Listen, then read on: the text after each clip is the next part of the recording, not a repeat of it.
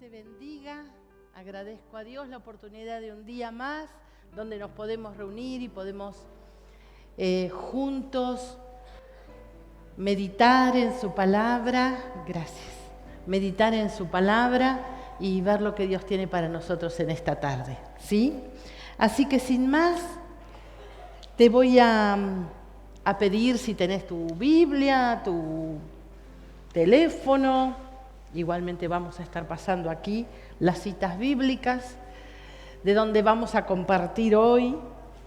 Va a ser San Mateo, capítulo 25.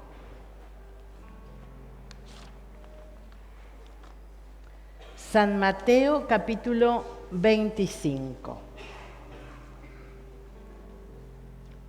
En tu Biblia, seguramente, verás el título que dice Parábola de las 10 vírgenes. Y vamos a leer la palabra de Dios en el nombre del Padre, del Hijo y del Espíritu Santo. Y dice así: Entonces, el reino de los cielos será semejante a 10 vírgenes que tomando sus lámparas salieron a recibir al esposo. 5 de ellas eran prudentes y 5 insensatas. Las insensatas, tomando sus lámparas, no tomaron consigo aceite, mas las prudentes tomaron aceite en sus vasijas juntamente con sus lámparas. Y tardándose el esposo, cabecearon todas y se durmieron.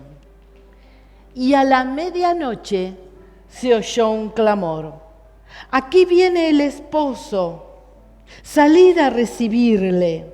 Entonces todas aquellas vírgenes se levantaron y arreglaron sus lámparas. Y las insensatas dijeron a las prudentes: dadnos de vuestro aceite, porque nuestras lámparas se apagan. Mas las prudentes, voy en el 9, respondieron diciendo: para que no les falte ni a ustedes ni a nosotras, id más bien a los que venden y comprad para vosotras mismas. Pero mientras ellas iban a comprar, vino el esposo, y las que estaban preparadas entraron con él a las bodas y se cerró la puerta. Después vinieron también las otras vírgenes, diciéndonos: Señor, Señor, ábrenos. Mas él respondiendo dijo: de cierto os digo que no os conozco. Velad pues, porque no sabéis ni el día ni la hora en que el Hijo del Hombre ha de venir. Amén. Una parábola muy conocida, quizás para muchos. Y esta es una parábola que no siempre se entiende bien, porque mucha gente ha pensado, cuando la leyó, que se trata de 10 novias o esposas esperando a su esposo, como si fuera un matrimonio polígamo. Y no, nada más lejos de la verdad. Pero para entender tenemos que meternos un poco en la cultura y saber cómo eran las bodas de ese tiempo. Porque Jesús hablaba con ejemplos sencillos, con ejemplos que todos podían entender porque eran extraídos de la vida cotidiana, de las cosas que les pasaban. Por eso ellos entendían lo que Jesús quería explicarles. Y cuando él hablaba y habló esta parábola, él estaba hablando de una boda que todos sabían cómo era el proceso. Y fíjense que digo proceso porque en realidad no era el acto de una boda. Como hoy nosotros quizás las queremos comparar con las bodas occidentales y actuales, y no podemos, porque no hay algo parecido.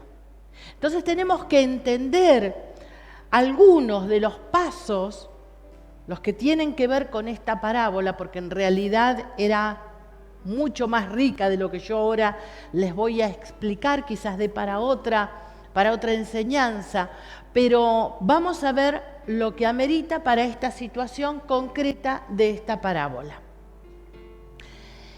Las bodas en el tiempo de Jesús, estamos hablando de hace 2000 años, constaban fundamentalmente de dos pasos. Uno era el desposorio y otro era la boda propiamente dicha. El desposorio no era parecido a un noviazgo nuestro, sino que era mucho más serio. Y si me querés acompañar para que veamos una cita que habla de esto, que hace referencia, es Mateo 1:18. Acá está haciendo referencia a ese momento, porque dice: el nacimiento de Jesucristo fue así, estando desposada María, su madre, con José, antes de que se juntasen, se halló que había concebido del Espíritu Santo. Ellos estaban en este momento del desposorio. El desposorio era un joven, elegía una jovencita. También se daban casos donde el joven hablaba con el papá directamente, pero ya en los tiempos de Jesús la mayoría de los casos eran porque mutuamente se habían elegido muy jóvenes. Y el desposorio era un tiempo donde se hacía un compromiso entre los dos, pero fundamentalmente entre las dos familias. Hoy, en nuestro tiempo, no tenemos algo que podamos comparar. Quizás yo pensaba, lo más parecido eran, hace muchos años, los compromisos. Yo recuerdo haber ido a algún compromiso, se hacían hasta con fiestas, es decir, cuando el noviazgo era lo suficientemente formal y ponían fecha de casamiento, se hacía hasta una fiesta de compromiso donde se intercambiaban alianzas y hasta se llevaban regalos como si fuera una boda. Pero hoy, quizás por la economía, quizás por lo vertiginoso de la sociedad, no lo sé, hoy ya no se estila de esa manera.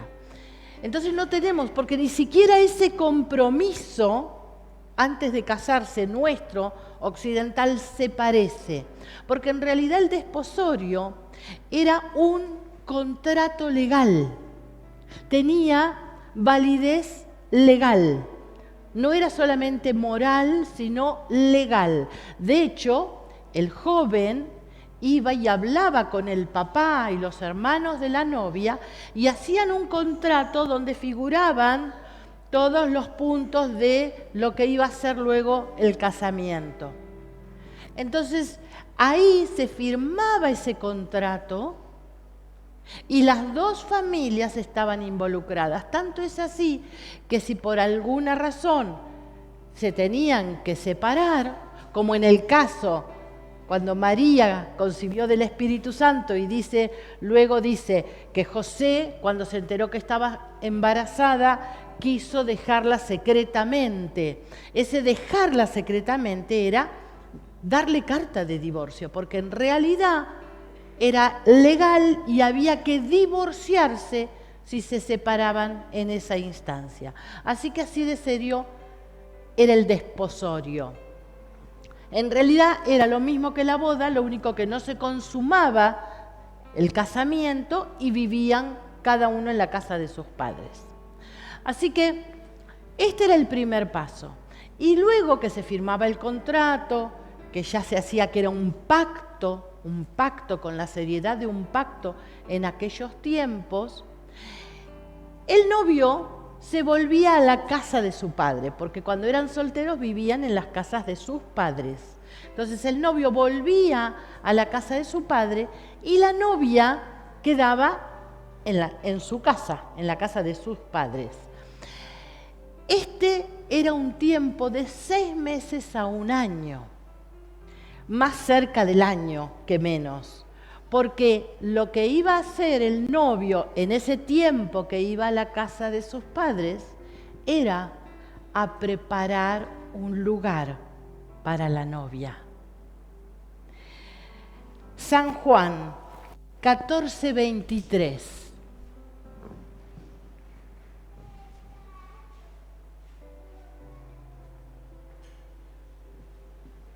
¿Lo tenemos?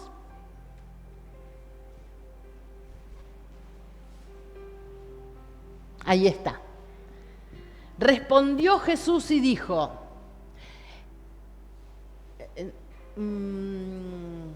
no, di más el 14:23, no, 14:2 y 3, perdón.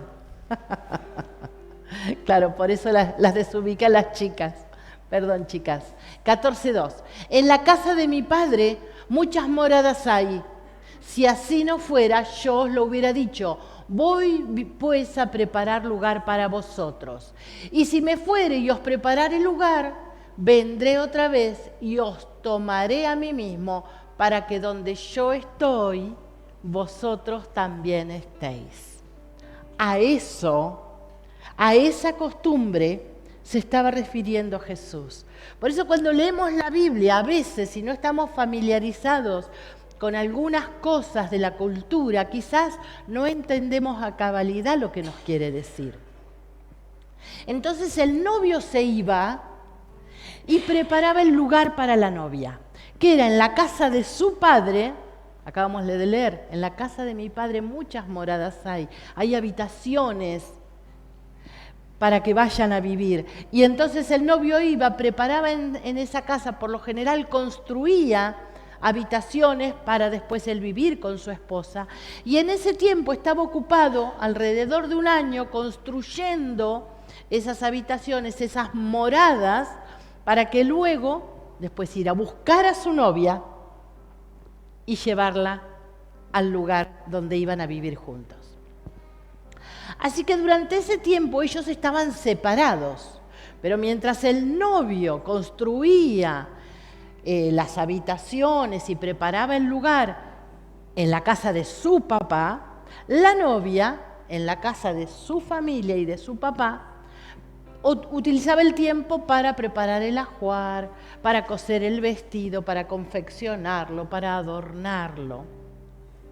Ahora, ella no tenía un contacto con el novio. Entonces, ¿cómo podía saber cuándo el novio iba a volver a buscarla? Porque cuando él volviera a buscarla para llevarla a la casa de su padre y vivir juntos, era donde se iba a hacer también la boda. Entonces, ¿cómo lo sabía la novia? Porque había alguien a quien llamaban el amigo del novio. ¿Se acuerdan de Juan el Bautista? ¿Y él qué dijo de sí mismo? Que él era, porque le decían, ¿vos sos el Mesías? No, yo soy el amigo del novio. ¿Por qué? Porque el amigo del novio era el encargado de ir y darle señales a la esposa. Y decirle, mirá, vos sabés que tu novio dice que iban a faltar más o menos 3 o 4 meses más porque falta esto. Y al tiempo iba y le decía, mirá, ya está poniendo el techo y está... Entonces la novia iba teniendo una aproximación de cuándo podía llegar a venir el novio a buscarla y cuándo se celebraría la boda, por lo tanto. Así que esas señales iba dando el amigo del novio, de cuándo se iba a producir ese encuentro. Pero el que supervisaba toda la situación era el padre del novio. Ya vamos formando en nuestra cabeza muchas de las cosas que leímos en los evangelios o sabemos que Jesús habla en cuanto a cuando vuelva por su iglesia y cuando dice que el día ni la hora nadie la sabe, sino solo el Padre. ¿Por qué? Porque el padre del novio era el que supervisaba toda la situación. Y él iba viendo cómo su hijo iba haciendo esas habitaciones, lo que faltaba, lo aconsejaba, le decía. El padre es el que estaba sobre todo eso. Y el padre es el que decidía el día que el novio estaba listo para ir a buscar a su novia y que se celebrara la boda. Porque la boda se iba a celebrar en la casa del padre. Entonces, mientras él supervisaba, también iba haciendo los preparativos de la boda. Así que llegaba un momento donde el padre veía que estaba todo listo y le decía a su hijo: ya es hora. Ahora, la novia no sabía con certeza cuándo era. Sí, por las señales que le había ido dando el amigo del novio, ella ya estaba preparada, porque ya sabía que estaba todo listo, pero como todo dependía del padre, y el padre ni siquiera al hijo le decía cuándo iba a ser, el día y la hora solo la sabía el padre. Pero la novia, ¿cuál era su función? Estar preparada. La novia tenía que estar lista. No sabía a ciencia cierta qué iba a hacer, pero por las señales se iba dando cuenta. Entonces ella estaba lista, esperando al novio, y cuando el padre le decía al novio: ya es hora, entonces el novio salía de la casa del padre ataviado como un rey. En esa oportunidad, el novio se vestía como si fuera un rey, con las mejores galas. Y si su situación económica le daba para hacerlo, hasta una corona se colocaba, porque la figura del novio era como la de un rey que iba a buscar a su novia. Ahora, el novio no salía solo, sino que salía con 10 amigos también. Y esos 10 amigos salían con antorchas. ¿Por qué? Porque en esa época las calles eran sumamente oscuras. Entonces, por un lado había que alumbrar las calles, pero por el otro, esa comitiva iba aplaudiendo, gritando, cantando, porque era una fiesta. Así que ese día o esa noche, mejor dicho, las luces eran importantes. Y cuando esa comitiva que iba tan jubilosa en busca de la novia iba caminando, los invitados a la fiesta se le iban acercando y se le iban añadiendo. Así que esa comitiva se iba convirtiendo cada vez en una multitud más grande, con todos los invitados. Y así iban por las calles. Mientras tanto, la novia, en su lugar, que estaba ataviada, preparada, sin saber la hora. La hora, en realidad, siempre la tradición dictaba que fuera un poco antes de la medianoche. Esa era la tradición. El novio tenía que llegar un poco antes de la medianoche, pero no se sabía horario exacto, no se sabía cuánto era el antes que iba a llegar. Así que ella estaba preparada, pero sin saber exactamente. Así que con 10 de sus amigas que le habían ayudado a prepararse, a vestirse, a maquillarse, una vez que ella quedaba en la casa de su familia, quedaba con gente también que estaba acompañándola, porque luego iba a ser parte de la fiesta, pero estaban en la casa del padre de la novia, con la novia, pero esas 10 doncellas salían. La figura 1 la tenemos.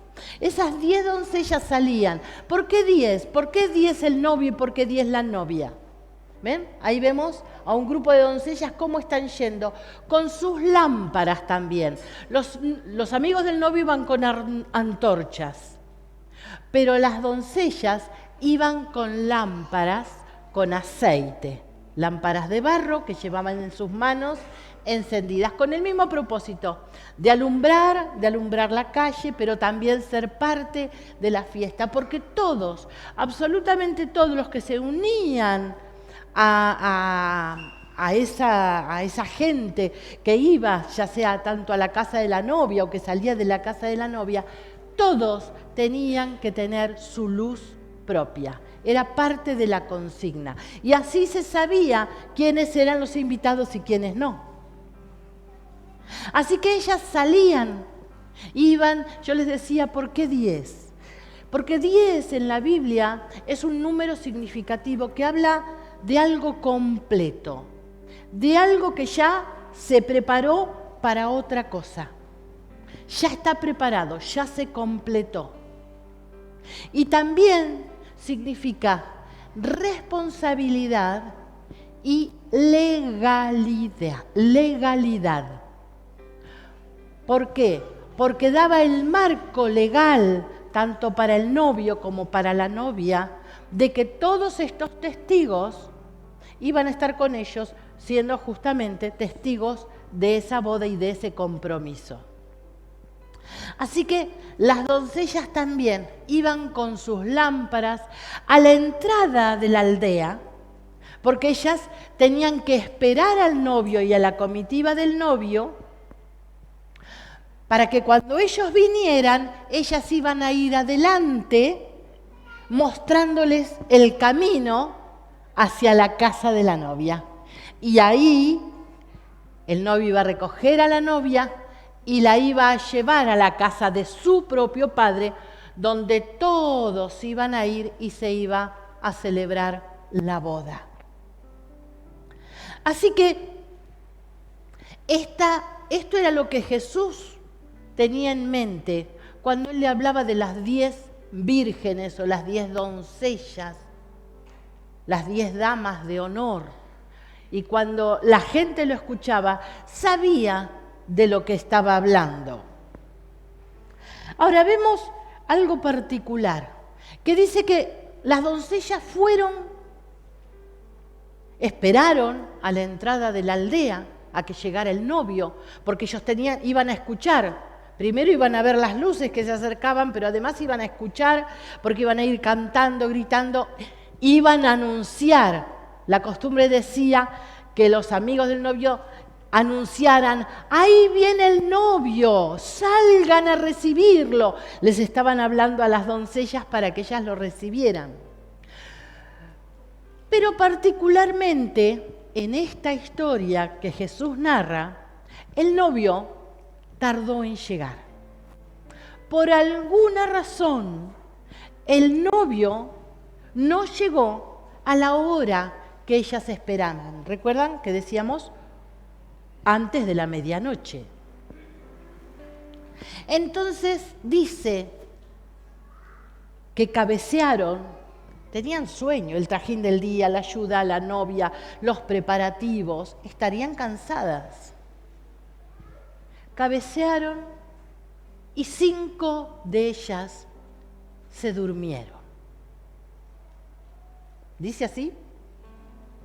¿Dice que 5 se durmieron? ¿Qué dice lo que leímos?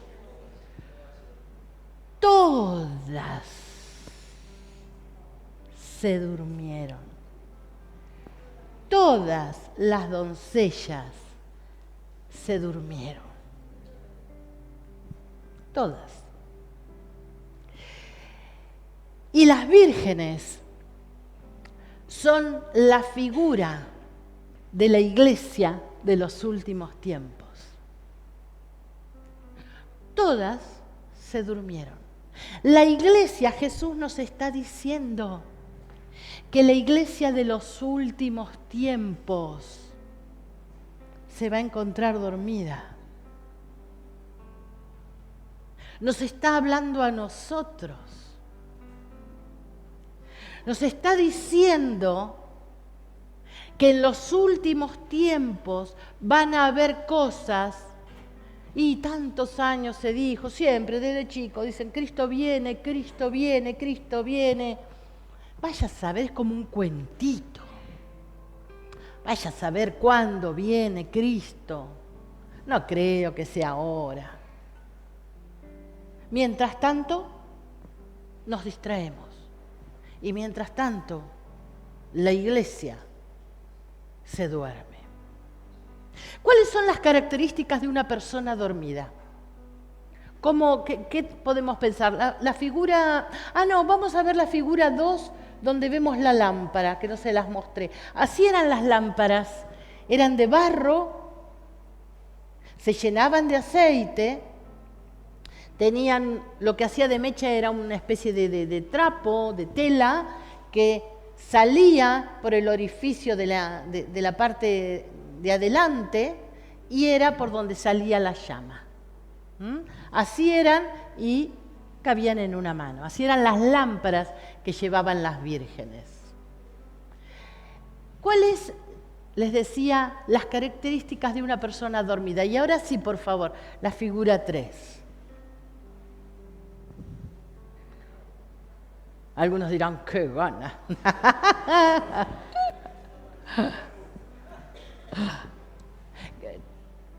Una persona dormida, ¿sabe las cosas que pasan a su alrededor? No. ¿Podemos decir que está aislado de todo lo que pasa? No tiene idea. Mientras duerme, no tiene idea de lo que pasa a su alrededor, de las personas. Está en su propio mundo, aislado. No está alerta. Esta es la imagen de una persona dormida. Aislado, no está alerta. Podríamos decir hasta distraído. La imagen 4, por favor. Esta puede ser la imagen de una persona, podríamos decirle, dormida.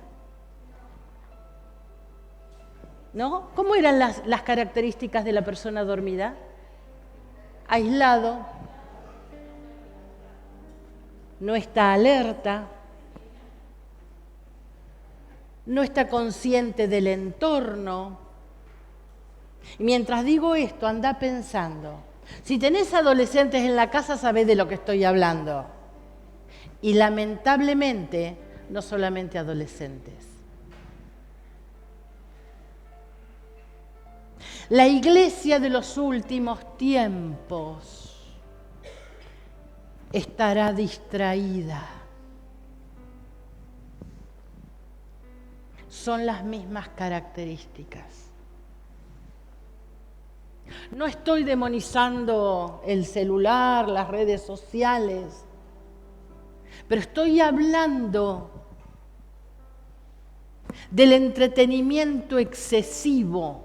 Antes, cuando vos destinabas un momento para el entretenimiento, trabajabas, ibas a la escuela, hacías tus cosas y en determinado momento decías, ahora me voy a ir de paseo, voy a cenar con mis amigas, bueno, ahora vamos a juntarnos y vamos a hacer algún juego, o voy a mirar una película, o voy al cine. Destinabas un momento concreto.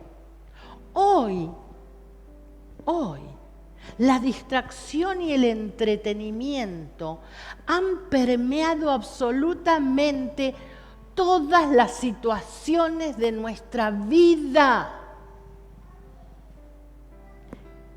No es malo el entretenimiento, lo que es malo es el entretenimiento excesivo.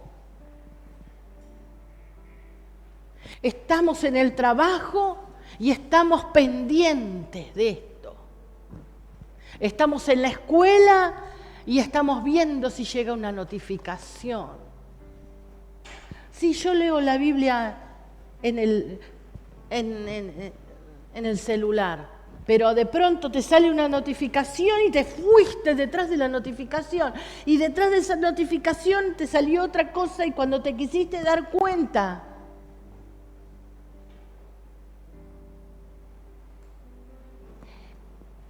nuestro cerebro no está preparado. Bueno, de hecho los científicos dicen que el entretenimiento excesivo, la adicción a las pantallas, adormece el cerebro. ¿Cómo va a encontrar Cristo su iglesia dormida? Y una de las cosas que tienen que ver con el adormecimiento tiene que ver con que estamos desenfocados, con que estamos distraídos.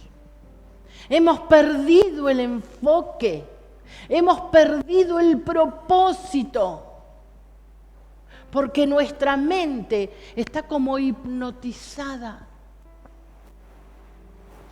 Les pasará quizás en sus casas alguna persona que usted le hablas y le estás hablando y después, ¿qué? ¿Me hablabas? Sí, estaba al lado tuyo, te estaba explicando. Hipnotizados, absorbidos, abstraídos. Todas cabecearon y se durmieron. Y dice, y a la medianoche, el esposo se había tardado más. Y había llegado la medianoche. Y cuando en la palabra de Dios se nombra la medianoche, se hace alusión a un tiempo de caos, al tiempo más, el momento más oscuro de la noche. Cuando se habla de la medianoche, por lo general se habla de caos y de confusión. Cuando el ángel de la muerte pasó en Egipto, matando a los primogénitos, en Éxodo dice, y a la medianoche todos los primogénitos murieron. La medianoche de la humanidad va a ser el momento del regreso del esposo. Cuando Cristo venga a buscar su iglesia, va a ser el momento de más oscuridad de la humanidad, donde todo va a estar trastocado. Isaías 5:20. Ay de los que a lo malo dicen bueno y a lo bueno malo, que hacen de la luz tinieblas y de las tinieblas luz, que ponen lo amargo por dulce y lo dulce por amargo. Y díganme si hoy no está pasando eso. La moral está trastocada. Lo que es bueno es lo pasado de época, es discriminatorio, es arcaico, no sirve para este tiempo. Los principios bíblicos, que son los que dan nuestros valores, los valores cristianos, y están fuera de época, son rigurosos, son discriminatorios.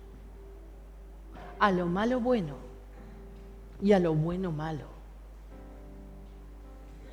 Hay que aceptar la libertad. La libertad es eso. Mira, hace de todo. Mientras a vos te hagas bien, está bien. ¿Cuál es el parámetro? Que vos te sientas bien. Todo vale. Todo vale en este posmodernismo. Todo. Todo invertido. Todo confundido. San Juan 3:20.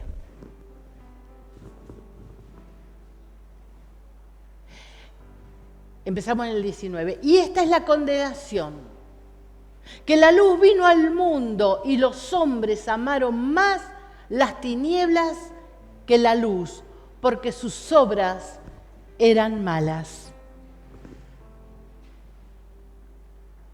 Porque todo aquel que hace lo malo aborrece la luz y no viene a la luz para que sus obras no sean reprendidas. Todo el que hace maldad se esconde en las tinieblas y la oscuridad avanza, porque la luz es la que muestra los actos de todos. Segunda de Timoteo, capítulo 3, versículo 1 al 5.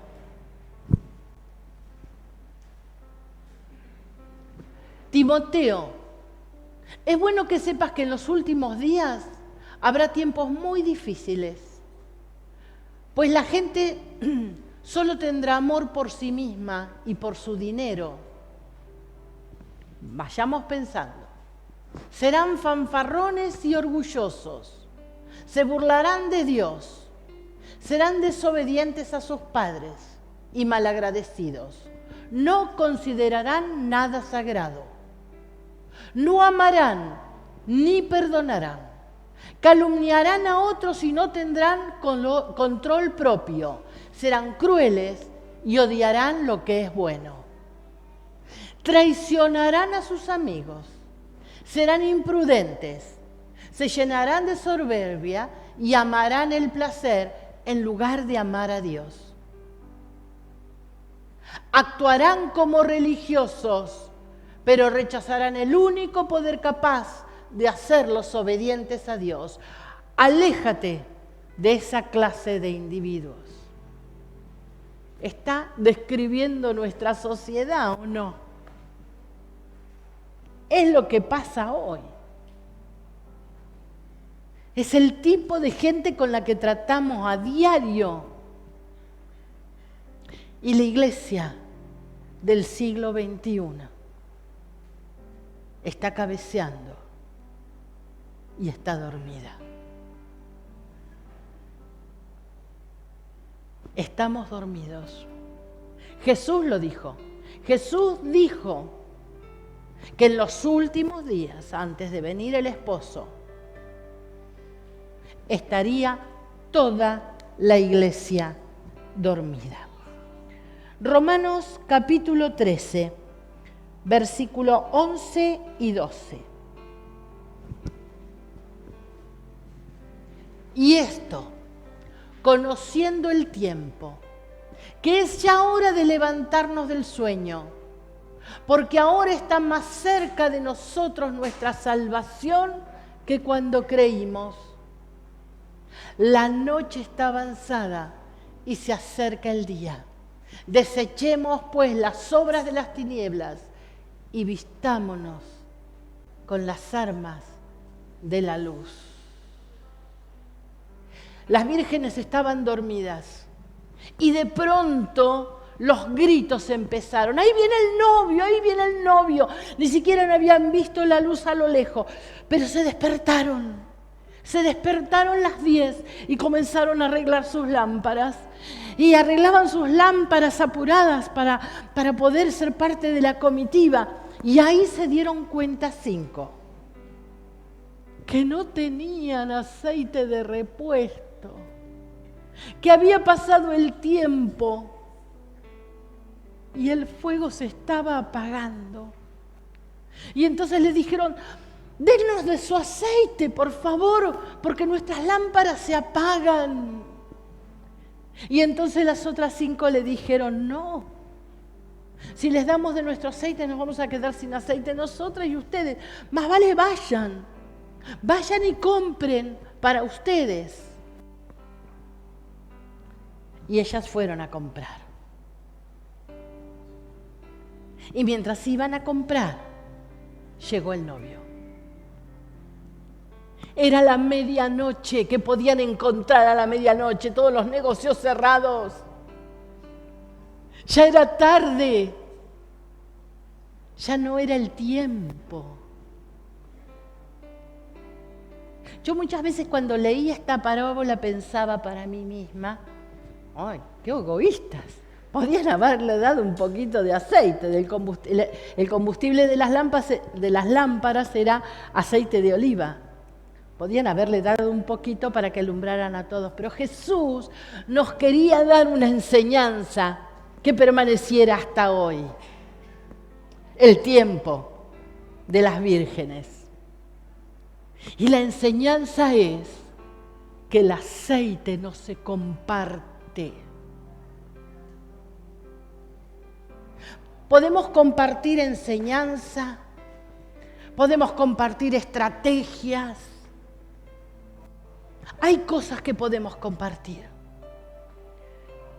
Pero el aceite lo tenés que fabricar vos. El aceite lo tenés que conseguir vos. Del aceite tenés que pagar vos el precio. Yo en eso no te puedo ayudar, ni vos me podés ayudar a mí. Yo fabricaré mi propio aceite y el aceite que yo consiga, solo yo puedo usarlo.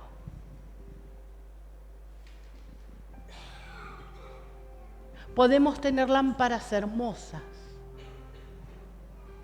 podemos tener lámparas adornadas, ornamentadas, y que la gente diga, ¡oh! ¡Qué linda lámpara! ¡Wow! Mirá qué bien habla. ¡Wow! ¡Qué admiración! Nos pueden ver, nos pueden admirar. Pero si la lámpara está vacía, no brilla. El aceite no se ve. El aceite lo conseguís vos en tu intimidad con Dios. El aceite es tu búsqueda. El aceite es tu acercamiento. Por el aceite vos tenés que pagar el precio. Muchas veces el precio es humillación. Muchas veces el precio es volver atrás de pasos que diste. Muchas veces el precio es que hablen de vos. Muchas veces el precio es que no hablen de vos, ni siquiera sepan tu trabajo ni lo que haces. Cada uno tiene el precio de su propio aceite. Y el aceite en la lámpara no se ve. El aceite se evidencia en el momento que se necesita la luz. El aceite se evidencia en la luz. Pero no es para brillar.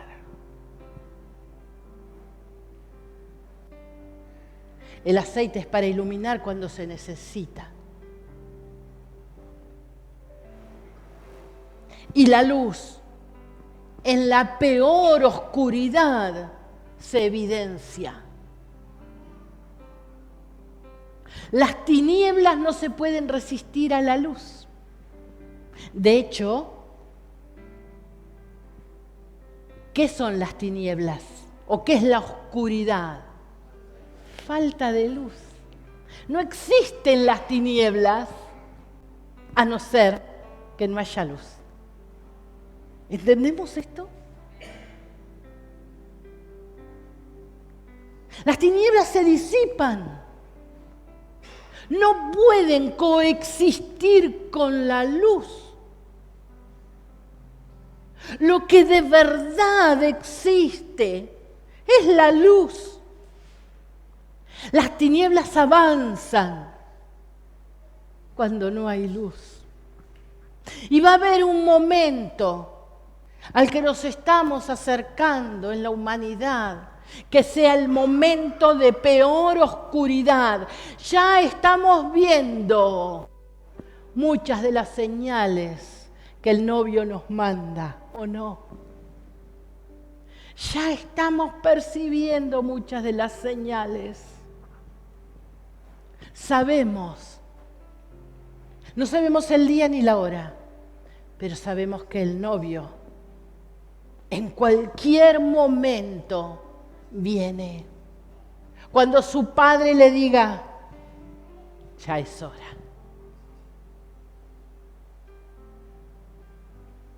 Pero mientras tanto, ¿cómo estamos?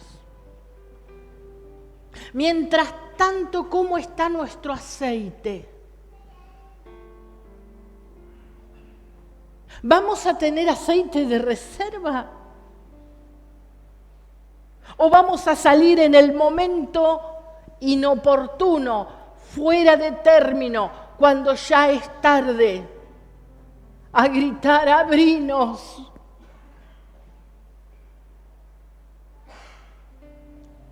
La luz se evidencia en la oscuridad. Y dice San Juan 1:5. ¿Lo tenemos, chicas? San Juan 1:5.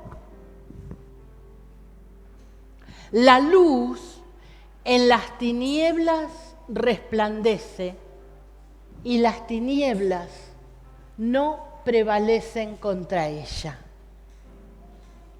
La luz en las tinieblas prevalece. Las tinieblas no pueden existir cuando hay luz. Yo no soy mucho de ir al campo, pero a veces cuando viajamos y demás, vieron que uno va por la ruta y cuando es de noche, esa oscuridad que parece que es tremenda, y más cuando hay pocos autos en la ruta y no hay ninguna ciudad cercana, entonces es una oscuridad completa. Y de pronto uno ve allá una lucecita. Y uno dice, wow, allá, quizás es una pequeña luz, quizás es pequeñita. Sin embargo, en medio de la densa oscuridad, la luz se evidencia. Por eso, Cristo siempre habló de las bodas. Y le voy a decir a las chicas, sí, por favor acércamelo. Le voy a pedir a las chicas si bajan la luz. Porque en las bodas, todas, en las bodas las luces, como les dije al principio, eran importantes. No estamos en una oscuridad completa. Gracias.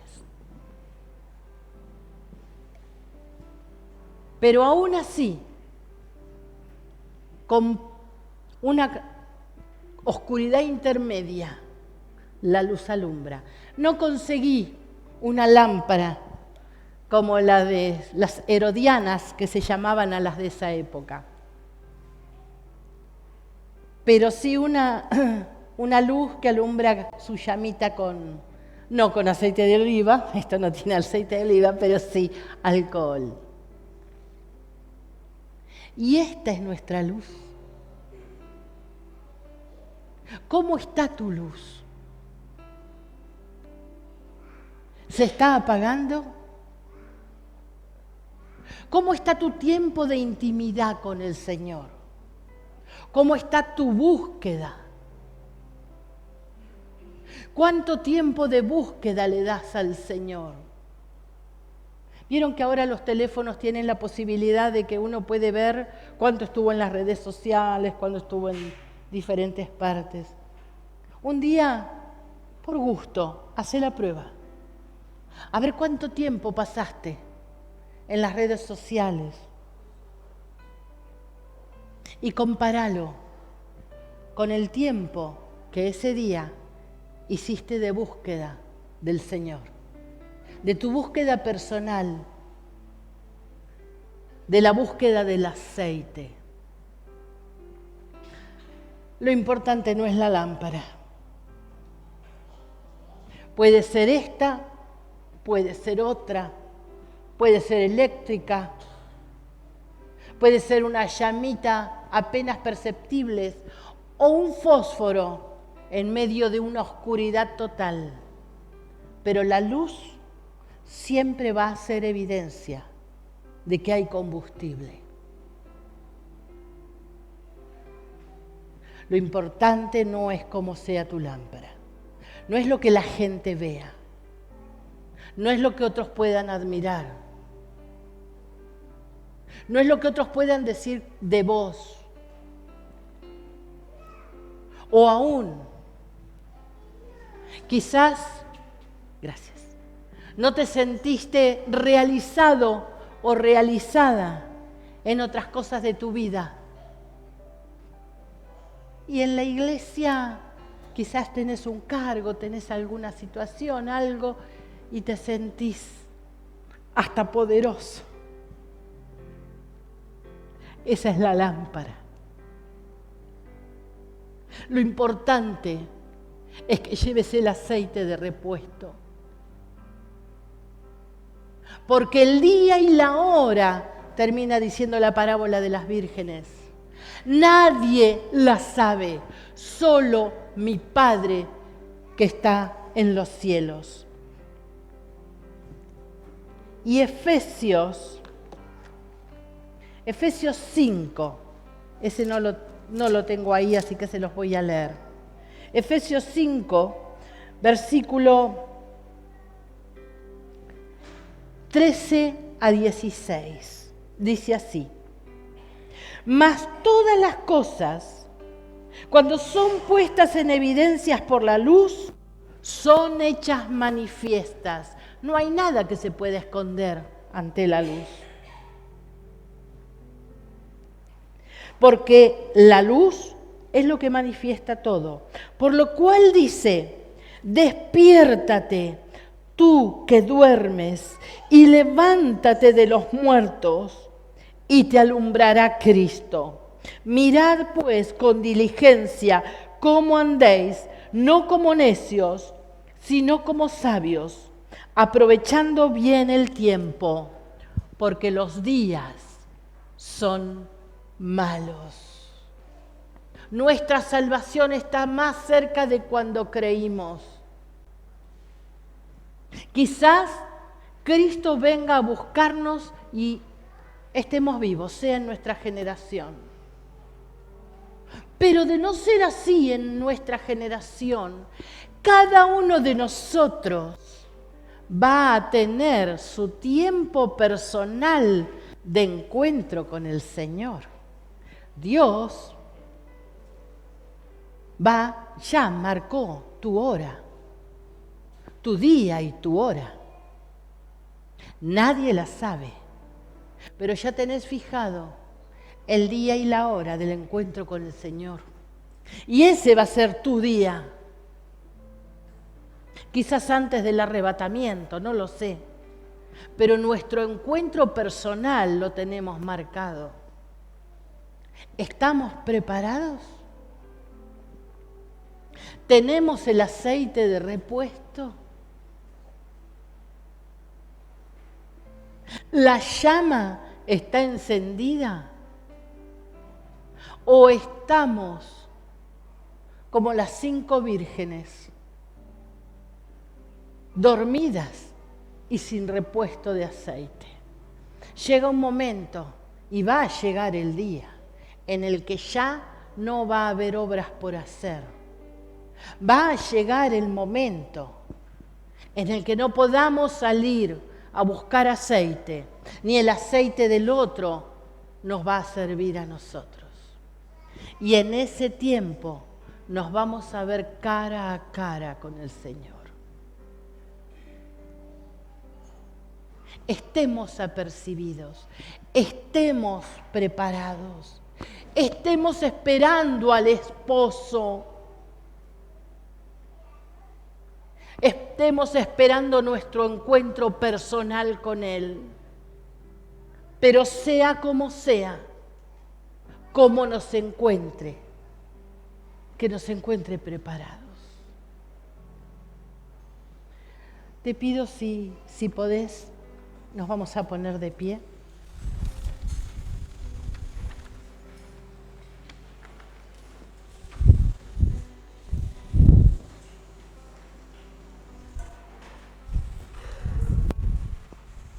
Si querés orar con los ojos cerrados, hacelo como vos te guste y te sientas cómodo. Pero lo importante es que puedas enfocarte en Él. Es que tu atención esté en Él. Y que puedas hablarle con el corazón. háblale con el corazón.